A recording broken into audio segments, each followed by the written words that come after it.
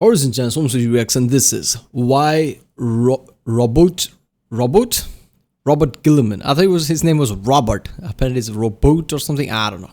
Yeah, why Roboute Guilliman is an absolute beast. Warhammer 40k lore by the channel Major Kill. It's been a while since I did a Warhammer 40k video. What the fuck? YouTube think this is a World of Warcraft video? Alright. So it's been a while since I did a Warhammer 40k video. I love Warhammer 40k, like I said in the past. I just, because of the algorithm going crazy, I don't know, I always want to react to one and then like maybe I'll do it later. Right now if I do it, yeah, apparently algorithm has real issues with if I upload a Warhammer 40k video alongside with other like some game video, some other science type of video, it just goes crazy. That's why I'm trying to split up my channel. I want to create another channel so this shit doesn't happen. So soon I'm gonna start doing lots more of Warhammer 40k videos. So yeah, so let's do this one. Guilliman is probably the most memed primarch, but once you go deeper, you realize that this man is a genuine monster. Yeah, so basically Papa Smurf, right? Yeah, so he's supposed to be really OP, right? Because he's he's part of the Ultramarines, right? Yeah, so Primarch of Ultramarines, obviously in the recent update, he's supposed to be alive, which I guess is the only Primarch who's alive, I guess, and it's supposed to be a turning point in how the humanity is gonna move forward, right? It's supposed to give hope or something, right? So it's really fun. But yeah, Roboute Guilliman, I mean, it kind of makes sense, right? I don't know why he's memed, because because how Ultramarines are way too OP, displayed as way too OP, people hate that. That's why he's memed or something. But it makes sense why it would be a beast, because Ultramarines are supposed to be beast. This is their Primarch, so yeah, why not? But yeah, let's watch it. Remember, we'll flag my Rickson. Don't forget to subscribe. Check out the Rickson. There's a link in the description. There you find lots of other Warhammer 40k video. Just type CG Reaction Warhammer 40k and you'll find it. And yeah, let's do it. Gal, when you close your eyes and imagine which Primarchs could eviscerate you with their pinky and then violate your remains, Guilliman probably isn't the first Primarch that comes to mind. Each Primarch was designed to be equal in the way that they were given the same amount of attention and power in their creation. Well, creating a Primarch is more of an art than a science, it seems, because some Primarchs, Sanguinius, are much better than others, Lorgar. From a combat perspective, Primarchs like the Lion and Angron come to mind as powerhouses, whereas Guilliman definitely just does not. But badassery doesn't come from talent or skill. Badassery comes from pushing yourself above and beyond, surprising people with your tenacity and ferocity, and basically achieving above what is expected of you. The guardsman that stood in front of the Emperor to protect him from Horus wasn't a very good fighter. If anything, he was a bit of a spurg. But his actions, although led to his horrific death, were extremely badass and convinced the Emperor not to give up. When you think of Guilliman, you think of a big blue nerd who is always super stern, a bit of a goody two-shoes who doesn't lose his cool. Well, today I'm about to rock your world, baby, and show you that Guilliman is an absolute beast and makes all the naysayers that tease him. Well, in war, if you don't lose your cool, isn't that supposed to be a better thing? Goody two-shoes. All the time look like silly little monkeys. If it wasn't obvious by my strange language at this point, I'm not allowed to swear until the 3-minute mark of this video. Let's get into it. When the Emperor wanted to clap the galaxy's cheeks, he created 20 demigod super soldiers using some incredibly questionable methods, including, but not limited to, wanking into a tube and then stealing power from the gods of hell.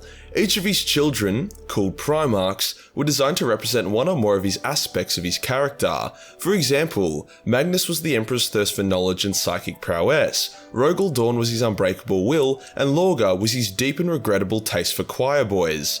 Guilliman was his administration and practicality. Whilst this wasn't as exciting as Sanguinius' wings or Corvus' ability to become invisible, it was by far the most effective.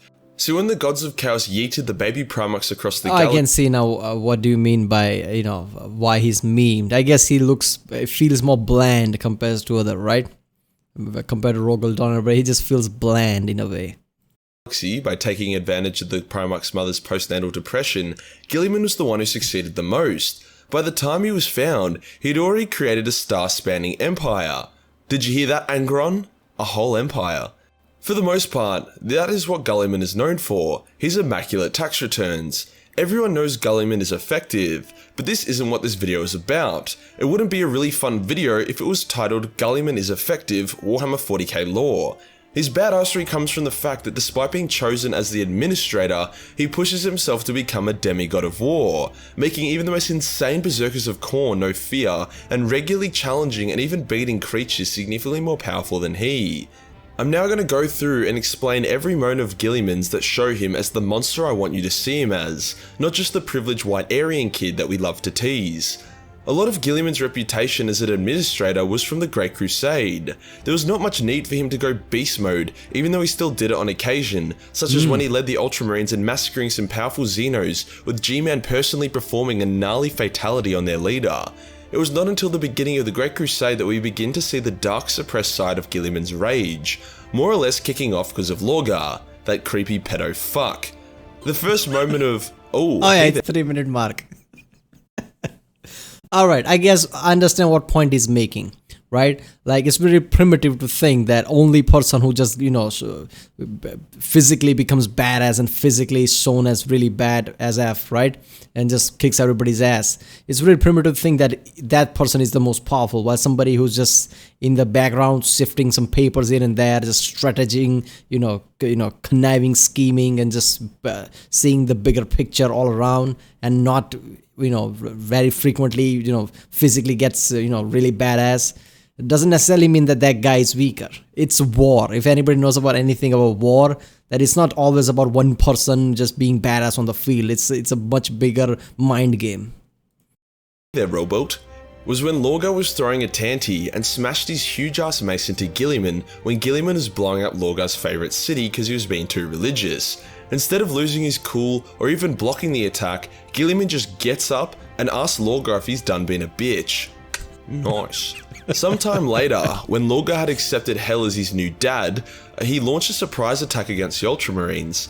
Now, it did take Guilliman a bit of time to realise what the fuck was going on. The thought that half the Primarchs were now evil was a strange thought indeed. As such, Guilliman was broadcasting a message that said, "Yo, we are friendly, stop shooting us, you retards." But when he realised it wasn't an accident, he changed the message to, "Lorgar is a kitty fiddling fuck who needs to eat shit and die."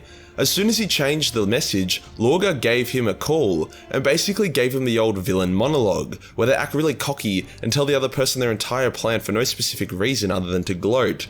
During the call, Guilliman drops his cold and calm demeanour and straight up tells Lorgar that he's going to get violently sodomized to death. Lorgar replies by being a bad sport and blowing up the command bridge where Guilliman is, knocking G-Man into space without his helmet. But that's just a minor inconvenience for the giant blue daddy, as he then proceeds to run around space, screaming in the void whilst pulverizing wordbearers left, right and center in a shower of violence and death. G-Man then re-enters his ship and begins a counterattack. Now generally, a Guilliman counterattack would be him sitting in a bunker giving calculated and precise orders, whilst Eldar Porn plays on a different monitor. That is more or less what Lorgar was expecting. I mean, I guess he was expecting Guilliman being blown up and thrown into space to be somewhat fatal, but this would be plan B. Guilliman instead was like, fuck this, and he went against his nature. He personally led an elite strike team from the front as they attack various heavily defended positions in order to gain the upper hand in the battle. There is a scene where a bunch of wordbearers, including the powerful Gal Vorbak, were guarding an important location. Guilliman pops in with a handful of Ultramarines, and they begin charging at the more numerous group of wordbearers as they scream in rage and anger. The wordbearers are so shocked that even the Gal Vorbak feel fear, the Gal Vorbak being demon marines. None of them raise their guns in time, and Guilliman gets to them and begins tearing them limb from limb in a massacre. It was seriously epic and very unexpected. Like, that's something Leman or Angron would do, as they were made to be ferocious. This new side of Guilliman allowed the Ultramarines to repel the Wordbearers. What should have been the destruction of the Ultramarine Legion turned into a slaughter of Wordbearers. I mean, Ultramarines are supposed to be really badass in the lore, if I remember correctly, and obviously all the Space Marines are supposed to be, come from their own Primarchs. So it kind of makes sense, like, Guilliman being OP. I like the whole scene, right? Basically, the point here is that Guilliman is the only adult one among all the Primarchs. Every other Primarch is just flexing, oh, look at my packs, look at my wings, look at how badass I am. Look how many people I can smash. And Guilliman's like, what the fuck is all this? And just sitting behind and just strategize. This is a fucking war. What you talking about? We have to strategize. I'm a general here, for fuck's sake. It's very primitive to think that I single-handedly just walk down there and just fight. It's very simple. To an extent. Both sides got pretty fucked hard here. Now after this, Guilliman could and usually would have spent time regrouping and analysing the situation, thinking about the next move and the bigger picture. But Guilliman had unleashed the beast, and all he wanted was revenge. So he put together the most patchwork makeshift fleet of ships that was still somewhat functional and begun chasing Lorgar, revenge burning in his pants. Eventually he catches up to Lorgar, who is buddied up with Angron. They get caught because Angron and Lorgar arrived at Angron's home planet, the one that he couldn't conquer, because he was the only Primarch who was unable to conquer his own planet, because he fucking sucks.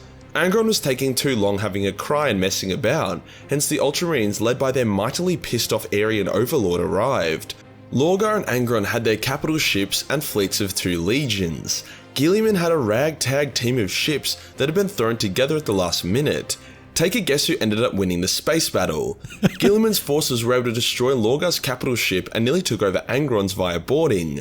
G-Man was then able to blast a hole in the trader's fleet and land on the planet, where he immediately charged at Lorgar and the 2 fought. I would say at this point, Lorgar's power level was higher. He had accepted his psychic gifts, been powered up by chaos, and had fought against Corvus and numerous other space marines. Despite this, I would say Guilliman actually came out on top. It really depends which hit you count as harder, either G-Man's uppercut, which shattered Lorgar's sternum and crushed his ribs, or Lorgar's mace to Guilliman's face, which tore off half of it. Even though the damage is comparable, Guilliman ate that mace hit like it was nothing. He was even then able to hold off Angron for a time, despite that injury, being exhausted and Angron being Angron. He only made the decision to finally fall back when Angron turned into a big-ass angry demon. That's a decision I can really get behind. If he had stayed, he wouldn't have been a badass, he just would have been a retard. Yeah. Did I mention that Guilliman was stabbed with the same knife that was used to mortally wound, then turn Horus to chaos? And you know what Guilliman's reaction was? It was, "Oi, dickhead, don't do that," before then punching a hole through the man who stabbed him and walking off the injury. Sometime after this, Guilliman is in a position where he believes the Emperor is dead and the traitors have won, as he wasn't able to receive... So, a blow that fucked up Horus and turned him into more like to chaos. Guilliman is like, oh, what the fuck, and just shrugged it off and walk away. That's some badass shit right there. Communications from Terra due to warp spaghetti. Does he despair and go into hiding? Does he join Chaos to save himself? No. The Mad Lad sets up Imperium 2.0 and guides Sanguinius and the Lion to him to prepare to wage a new war against Chaos. Despite setting this all up, as soon as he hears that his father is alive, he ditches everything and charges back to Terra, giving Sanguinius the opening to get back there in time and kind of save the day. Post-Heresy, Guilliman was the only Primarch that was sensible enough to administer and rebuild the Imperium, while the rest of these loyalist brothers were chasing suicidal vendettas. Looking at you, Rogel. It takes a lot of restraint and willpower not to give in to the rage and desire to seek revenge. Unfortunately, G-Man allowed himself to get outplayed and fatally wounded by Fulgrim, which is a bit embarrassing, but even then he was still being a badass. He knew Fulgrim was the better fighter, but if only he could hold a Fulgrim for long enough, his fleet could have won the battle. Unfortunately, Bobby G didn't account for the fact that Fulgrim now had 4 arms and 6 tits, hence Bobby G suffered a fatal knife wound to the neck and died. But he survived! After 10,000 years of stasis, some Eldar death voodoo combined with some mad science brought the big boy back, and not a second too late. When Guilliman was revived, Chaos was invading his homeworld, and they were only meters away from him. You should really read the excerpt of when Guilliman was revived. It's extremely bad. Why would Eldar give a shit about this? Reviving Guilliman. And I'm going to adjust this here, but basically, once he stood up, the entire room, dozens of warriors, most of whom were insane, stopped fighting. Everyone was completely shocked until a Cornite berserker Leroy Jenkins himself at Guilliman was bisected for his efforts. Guilliman then takes a moment to look at his surroundings before then charging into the crowd and more or less single-handedly kills the entire Chaos army. You gotta remember that Chaos during the Heresy is very different from Chaos in 40k. Guilliman woke up with the Eldar as his allies, Space Marine sons he doesn't know, and way more gnarly Chaos Marines. To him, he was stabbed in the neck and blacked out, only to wake up to an intense battle all around him, which he then absolutely rocked. When he drove Chaos out of his home, he was I tricked mean, into... it's interesting that during the 40k time, obviously Chaos Marines and everything is not as powerful as during the Horus Heresy time. And Guilliman basically died at the time of the Horus Heresy and woke up like it's not. I mean, obviously the time is not a factor when you're dead and revived in 10,000 years by the Eldar voodoo magic, whatever. So you wake up again, knowing that just moments before that you were fighting some deadly chaos armies during the Horus Heresy. Now you just woke up and you're finding shit happening around you, but still they're weaker than you remember. Obviously, how badass you're going to be, and you're the only one left. There is no other primarchs around. I guess Emperor saw that, like, you know, Emperor just, you know, played in the background. Like, if there is one Primarch that can lead, you know, something and save humanity, it has to be Guilliman, because everybody else is just a fucking moron. That's what I get from this video. Like, every other Primarch is kind of a fucking moron, and Guilliman is the only one who's more like an adult here. Putting on a Slaaneshi crown. The crown was supposed to corrupt whoever wore it, but after a couple seconds, Guilliman removed it and had the Slaaneshi spy arrested. After this, he entered in an absolute fiesta of a journey to Terra, where Magnus and his forces of Titsnitz were trying to fuck him every step of the way. When he finally got to the moon next to Terra, Magnus popped out and attacked him. Magnus, a massive red magic demon against our boy. Magnus threw a building at Guilliman, set him on fire, and was just an all-round shitty brother. In return, Guilliman was able to break Magnus's jaw, and with the help of some Elder and Sisters of Silence, banish his brother back to the warp. Phew! Finally, Guilliman be home. He can have a breather. No, he can't, because a fuck-huge demon army of Khorne has rocked up and Guilliman is back to battle. Guilliman is able to lead the Imperium to victory and defeat the armies of Khorne. Now he can rest, right? Well, maybe, but he doesn't! He completely purges Terra of Xenos, mutants, and Chaos cults before then reforming the Imperium and mustering the largest fleet the galaxy had ever seen for 10,000 years. With this fleet, he purges half the galaxy, delivering reinforcements everywhere he can. The Imperium went from the brink of collapse to thriving despite how many threats it faced. Guilliman only left the crusade when his other evil brother, yes, he's got a couple of those, Morty, invaded his home. Guilliman once again stood up to and fought off his brother, despite his brother being heavily empowered by chaos. Throughout all of this, Rub Me Off Gorilla Man has been able to maintain a sense of humour. It's not a very good sense of humour, but it's the effort that counts. Guilliman isn't the strongest, fastest, or most skilled Primarch. He's not even close, yet I would say he has the most conviction and will. Yeah. All the other Primarchs more or less just follow their design. Guilliman is able to break from this and push himself to new heights without becoming a Mary Sue. He makes mistakes and miscalculations. He loses duels and gets his ass kicked, but he comes back stronger every time. Being a badass isn't about punching someone, it's about taking a punch then getting back up. I'm really hoping Guilliman is able to get his revenge against Lorgar. A scene I hope for would be where Guilliman tracks down Lorgar and beats the shit out of him, but he gets held back with psycho powers as Lorgar opens up an escape portal. Before Lorgar escapes, he mocks Guilliman. However, as he's mocking him, Corvus Corax emerges from the escape portal and impales Lorgar, holding him in place as Guilliman walks up and kills Lorgar permanently with his flaming sword. This means Corvus and Guilliman getting their revenge, and it allows Corvus to re-enter the setting. I think that would be cool. And that does us for today, guys. Why Guilliman is an absolute beast. Yeah, seriously, man. I mean, at the spec seat, Guilliman might not be the best one, but all the traits have to be just right for you to be functionally better, right? It's not about being the most powerful, the most badass psyker. I mean, sometimes being the most badass as something kind of overwhelms you. Like, you only think about that. Like, if you're physically too powerful, you're just going to be physically too powerful. Why would you care about anything else at that point?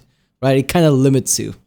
Guilliman is neither of those things. That's why he's better, because he know his strengths, and he basically sees all his traits, combines them, and collectively becomes more of a functioning general or something like that. Staying behind, calculating what to do, what not to do, this and that, rather than just being one-sided guy. Kind of makes sense. Alright, well, that was why Roboute Guilliman is an absolute beast. Warhammer 40k lore by the channel Major Kill. If you like my reaction, don't forget to subscribe. Check out the reaction, there's a link in the description. And yeah, I'll see you next time.